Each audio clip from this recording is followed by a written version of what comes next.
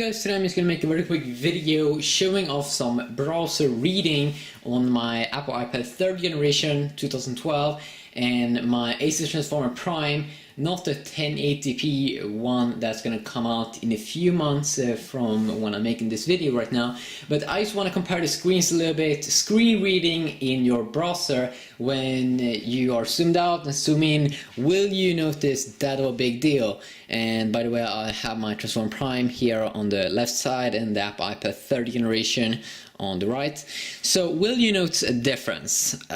Because of course we have this 1280x800 display, IPS display on the Transformer Prime, and then on the new Apple iPad we have this Retina display from 15-inch 286 ppi. Will you notice that a big difference? Because it is a 1536 times 2048 resolution, kind of good. It's the best one out right now on a tablet. So is it going to be that a big difference when you are in your browser?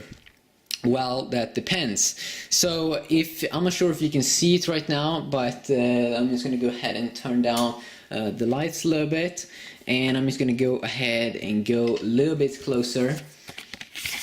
So we are here on the same page basically, and when we are zoomed out right now on both, we can see a little bit more on our ASUS Transformer Prime because it doesn't have this Safari thing that you can't hide.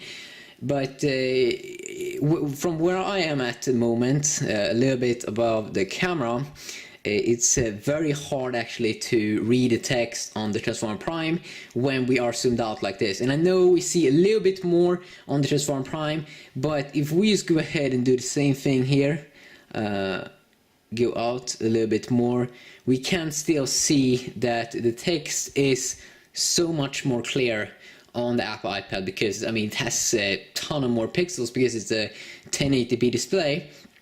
And if we just go ahead and go down a little bit here and try to read that, or you see that, and then I'm just going to go ahead and go to the other one. Do you see a difference? I can see here on Transformer Prime that the text looks very, it's kind of hard because it needs to have like more pixels. But when I see it here on the iPad, I can see the text is very, very clear. But is it going to be that a big deal? Well, if you like to read a lot when you're out like this, you are going to notice it's going to be a very big deal. But when you're reading like most people are probably going to do, are going to be zoomed in like this, you're probably not going to notice that a big deal. It's not going to affect your reading that much, but it's very nice to have that so much more crisp display. You can see it a little bit, but when you're reading it like this and you go in, let's say we go in a lot here. Also, one thing that I did notice, you can zoom in more on the Apple iPad as well in the browser. When we're using the stock browser here on both, I can only zoom in. Yeah, I can't go any further down. But we can go so much more close on the Apple iPad. And of course it's very hard here to see a pixel difference.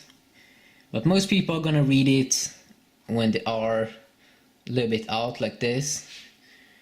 And is it gonna be that a big deal then? No, it's probably not gonna be that a big deal. But you can see it, okay? You can go ahead and see it.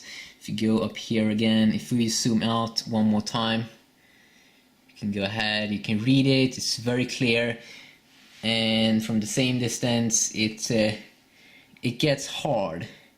You can see that the text become like, yeah, it's a 1280x800 display. Of course it's going to be that of a big difference when you have so much more pixels on a 1536x2048 display. Just a very quick look here on the browser. As I said, not a video where I show off some ebook reading, but I may do a video about that as well. But just a quick video here so you can go ahead and judge for yourself. And I'm not sure if you can see it as good when I'm recording a video. Of course it's of course it's better to just go ahead and go to a store and try to see the difference over there, because it is actually so much easier to see it in real life. But judge for yourself. See.